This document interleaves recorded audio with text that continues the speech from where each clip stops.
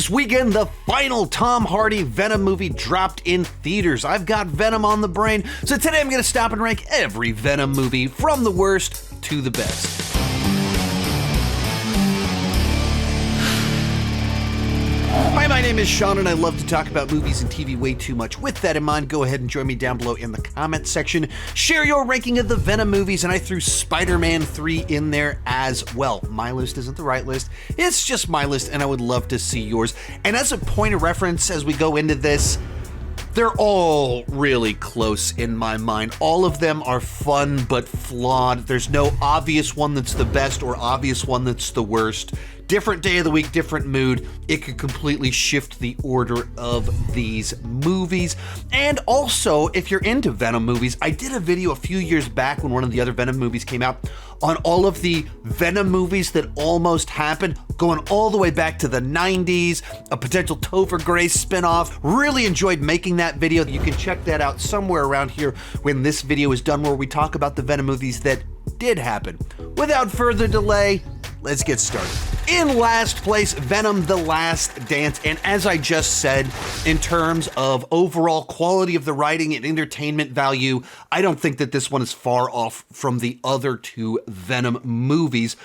But I feel like in so many ways, this is the best of what this franchise does well, but also the worst of the mistakes present in the other two films as well, where the Eddie Venom bromance is still the highlight. There's still a lot of fun to watch on screen.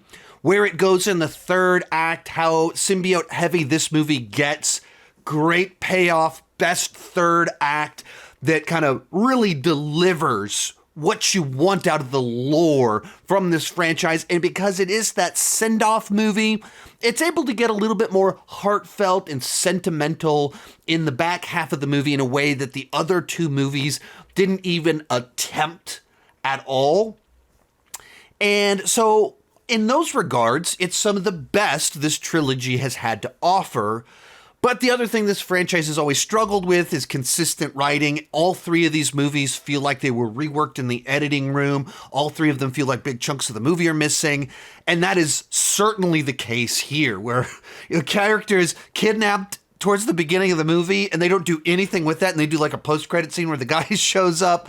The usage of time here is baffling, where all the stuff in the last 25 minutes with the symbiotes, super interesting. Like, yeah, let's get more of that. But what's the main runtime of the body of the film? It's a road trip movie where we're doing sing-alongs in a car, where Eddie and Venom are debating the merits of a sing-along. We're riding on the outside of planes. We're doing dance numbers. Like, it's all of these little throwaway bits that might be superficially entertaining. They might get a laugh out of you, but there's nothing satisfying about them. If you're trying to decide what's the most important thing or the most interesting thing that you could do with Venom, you think about the third act, you don't think about the dance number.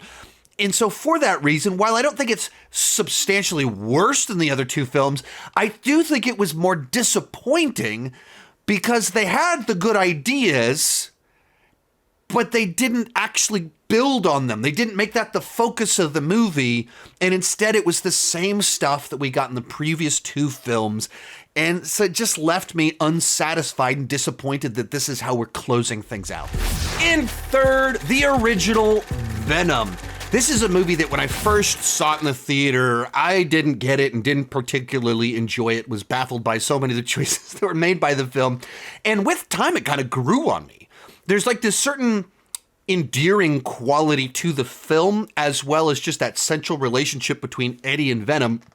And just the simple fact that it's a comic book movie that's not trying to keep up with everyone else. It's not trying to out-spectacle, out-stakes. It's not trying to go bigger, crazy, or anything like that. It's just like, let's lean into our weird little comic book B-movie. Let's be unafraid to have corny, cheesy humor and let Tom Hardy go completely insane, eating lobsters live and all. Hey, Eddie. I mean, it just kind of goes for it, and there's something charming and endearing about that. Certainly, the best part of all three of these movies is the bromance with Eddie and Venom. But That's the reason that this one isn't number one for me. I do with my fingers. Venom doesn't show up into the movie until over 40 minutes in, and he doesn't show up in full form. The bromance doesn't start until 50 minutes into the film. And so every time I rewatch this movie, it's like, oh my goodness, we are spending so much time on Eddie's career, Eddie's downfall, his love life, his breakup, how he struggled with all of that, how the redemption starts with all of that, all to just get to the point of, and then a symbiote jumps into him while he's trying to sneak in on a story. Like it's a huge backstory of stuff you don't care about before we get to the thing that we actually care about. And if Eddie and Venom met up 20 minutes before that, this is easy number one on this list. Easily the best of the bunch, because I think this one has the best vibes to it, that it doesn't go too far into the corniness, and there's just a touch of it that it's fun, but not so far into it. But it's a very structurally peculiar film. In particular, if you stop and think about what the bad symbiote is doing, there's a time jump in this movie where the evil symbiote's like in a kid's body for like 6 months. Like it doesn't make any sense. It's a structurally very broken film that is duct taped together by the charm of Tom Hardy as Eddie in Venom. Our runner-up, Let There Be Carnage. And on the flip side of what I said about the previous two films, it's not that I think that this one is substantially better than the previous two. This one also has very choppy storytelling. It also feels like big chunks of the movie are missing. There's also some structural issues here. It feels underdeveloped. But I think this one focuses in the most on the things that I like about this franchise. So if the reason that number one wasn't higher up on this list was because Venom doesn't show up till 40, 50 minutes into the film, for that exact reason, I enjoyed Let There Be Carnage more because Venom is there from the very beginning. The bromance is happening from the very beginning of the movie. And even when they get separated and stuff, you're still playing out the two characters and why they need each other and how they make each other better. That costume is amazing! Thank you. It's all still in there. Along those same lines, without question, Carnage is the most memorable of the Venom villains. That's even why I think this one opened so strong at the box office, because people actually like Carnage. People like Woody Harrelson. Throw the two together, there's a lot of fun to be had there, doing kind of this wild, crazy Bonnie and Clyde story in a Venom movie. And so you get the focus is in on the bromance from the beginning, throwing in almost kind of a second weird relationship into that with Carnage and Cletus, all of that. Also adding Cletus's own little romance, everything kind of going on in there. I will let you eat everybody! Promise. I promise! Oh, yeah. I think some of my favorite Venom lines are in this one where he's relating to Dan and how much he either hates Dan or how much he's like, you take care too, Dan. I love that little line. You take care too, Dan. I love that line. It's just like this weird throwaway line that gets me every single time. And then likewise, just, a solid showdown at the end where you kind of care about what's happening, and the power of the friendship, the bromance between Eddie and Venom is the way they're able to defeat Carnage, who doesn't have as good of a bromance with Cletus. It just kind of works. Like I said, the story, clunky as can be. This movie should have been 30 minutes longer. Carnage needed to do, if that's your issue, I got you. If you think it's too corny, I got you. I'm not going to try and defend it. But like I said, the three movies are all really close in my mind. But in first place, Spider-Man 3. And this is a movie I've always been pretty hard on, but it's also one that over the last couple of years, I feel like I have a newfound respect for the film. The same way that I was always very hard on the Star Wars prequels. Well, I did a little bit of Phantom Menacing, but pretty hard on the prequels for most of the last 20 years and have a newfound respect for them in light of Disney's Star Wars and the ways it disappointed me versus the mistakes that I think Lucas made. There's a newfound respect for them. And in that exact same sense, in light of recent failures of the MCU and in light of my frustrations with this trilogy of Venom movies that I think are fun but flawed in a very specific way, that gives me a newfound respect for Spider-Man 3, a movie that I do still think has quite a few flaws to it, where They had too many villain plot lines going on. I don't think Sandman needed to be in the film.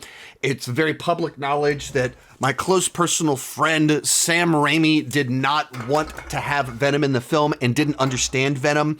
And so I think you see that in the movie. There's some choices in the way they visualize Bully Maguire that are a little bit too corny, and it feels like you're going too far with the bit. And I did this. We don't really talk about this. And at the same time, I think that there's a heart and soul to Spider-Man 3 that I don't think is in the Venom trilogy. There's an ambition there. There's a swing for the fences that isn't in the Venom trilogy of films. And simply even on the level of closing out the trilogy, what it does with Harry and making him a full villain, a redemptive arc, it brings a lot of emotion into it that it's satisfying as you move into that third act and everything that they did there. And when it comes to the Venom story, what the big advantage this movie has is, of course, Spider-Man is there. Venom is one of the most famous Spider-Man villains in the trilogy of Venom movies. Only passing mentions of Spider-Man as a bit. In which case, this movie, having Peter Parker with the symbiote on him, it's able to explore this whole other side of the story that is entirely ignored by the Venom trilogy of films. So you get something a little bit of a different flavor there. Of course, Eddie Brock Venom is horribly underutilized in this film. That you needed to shuffle all of that plot line. Tobey Maguire needs to turn into Bully Maguire 30, 40 minutes earlier in the film so that we get 30, 40 more minutes of Venom or 20 more minutes of Venom doing his thing. Of course, that's a big failing in this film, and I think Topher Grace was horribly miscast as Eddie Brock. I just don't think he's Eddie Brock. He's just not that guy. He's too much of just an alternative version of a Peter Parker that's mean. But the movie as a whole, even with being overstuffed and maybe rehashing and retconning some things, I don't think so. You can feel that you have people that actually care about the script. They care about these characters working on a very high level. Even on the visual effects level, there's all of these shots in there that might look dated now, but that's because they were so cutting edge when this movie came out over 15 years ago. So for me, with my newfound respect, having rewatched it in the theater back in May when they re-released the Spider-Man movies in the theater, I have enjoyed this movie now more than I did when it first came out. So for me, it comes in at number 1. If you enjoyed this video, remember I have that canceled Venom movies right over there, or Venom movies that almost happened. Really enjoy that video and that type of content. So check that one out to see what could have been. Thank you so much for watching. Keep talking movies and TV too much. Bye-bye.